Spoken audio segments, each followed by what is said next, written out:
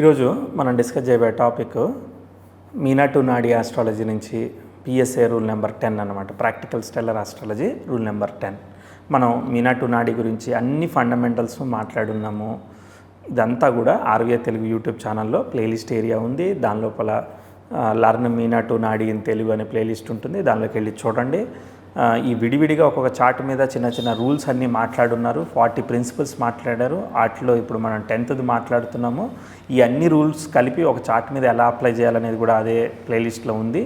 ఒక chart full analysis with all 40 rules fundamentals అనమాట. అది ఒకసారి చూసే ప్రయత్నం చేయండి.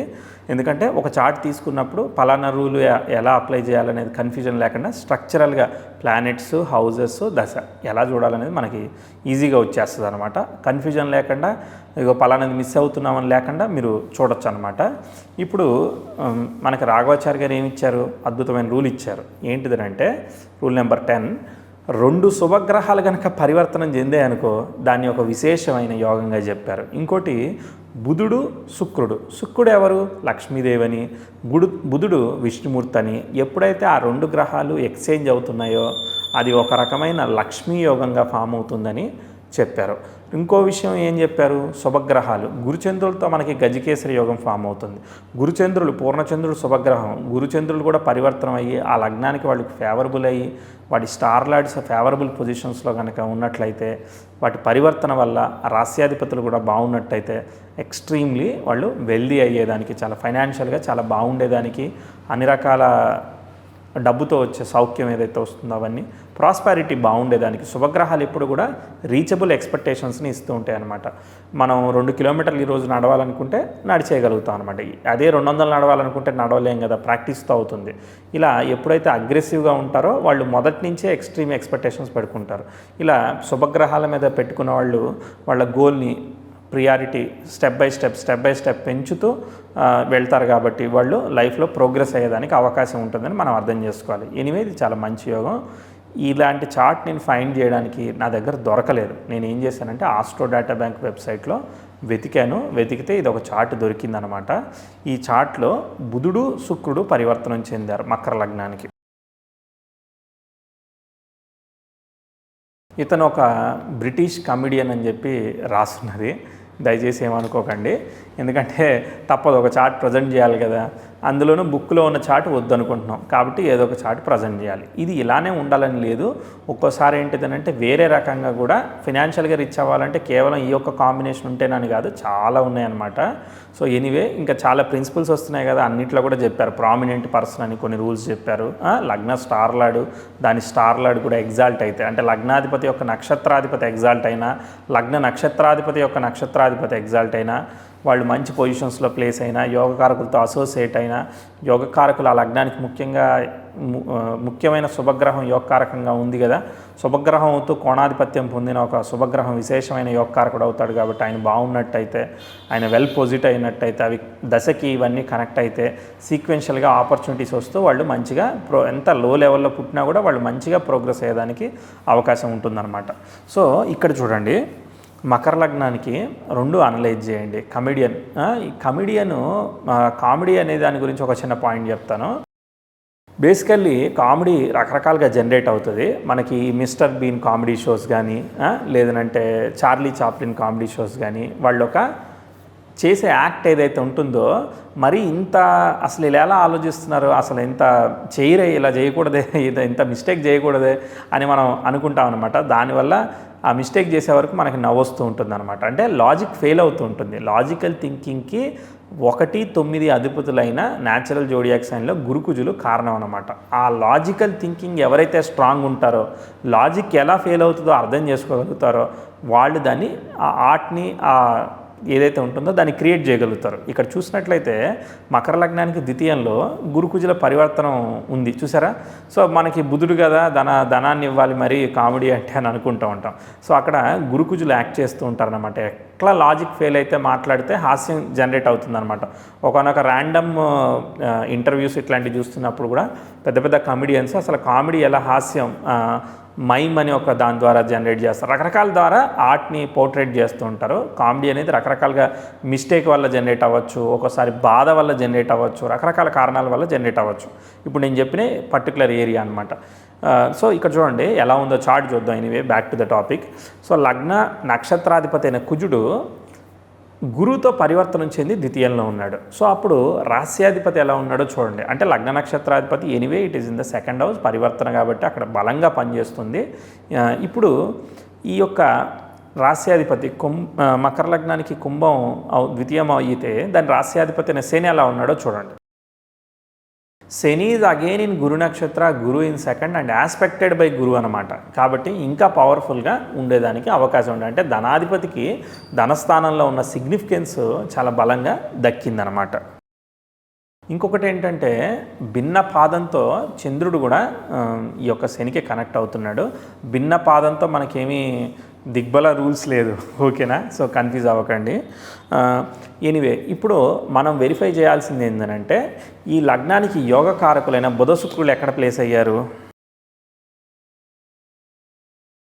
లగ్నాధిపతి అనేవాడు దశమ స్థానం, ముఖ్యంగా కర్మస్థానంలో ఉచ్చ పొందున్నాడు, రెట్రోగ్రేట్ అయ్యాడు.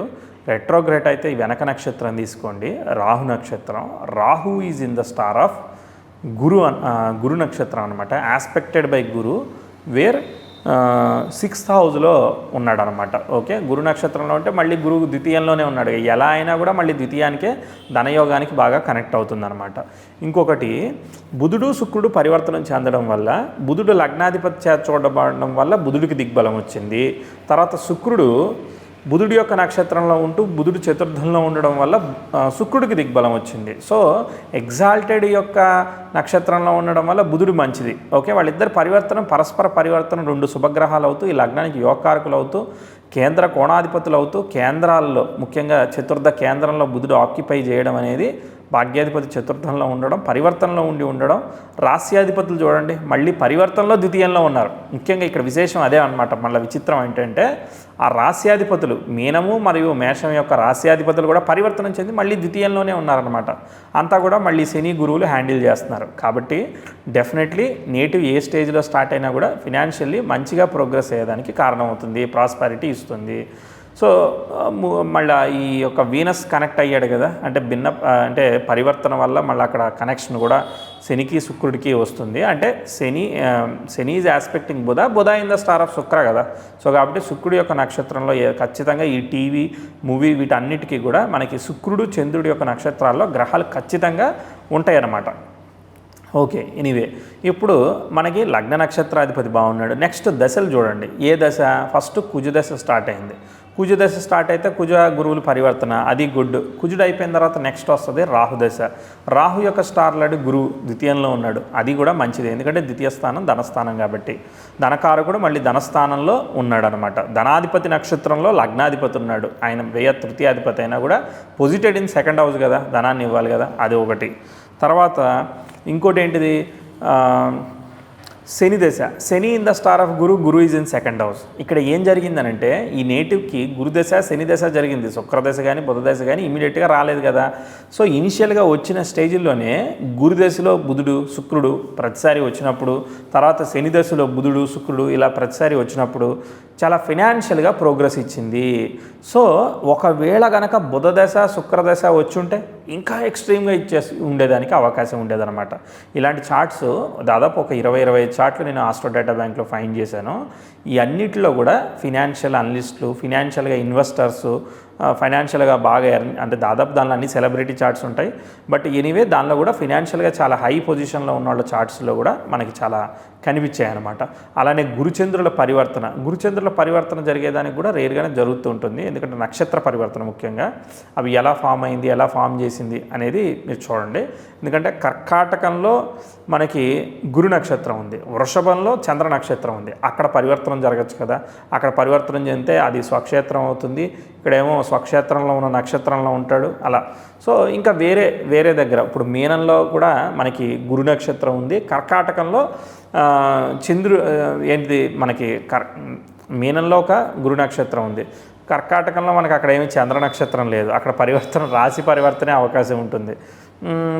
తర్వాత నెక్స్ట్ మనకి శ్రవణము, తర్వాత కన్యలో ఉంది కదా.